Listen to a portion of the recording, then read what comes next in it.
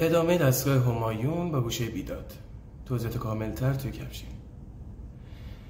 شب بلند و دل من در تب و تابه، وای لحظه هم همه پر از حسرت خوابه، وای ذره ذره دل من آب میشه تو سینه، آرزوی دیدنت مثل سرابه، وای بیا و ستاره‌ای تو آسمونم باش، بیا و چلچله شیرین زبونم باش، مهربون من بیا و هم زبونم باش، من بلا رو دوست دارم بلای جونم باش.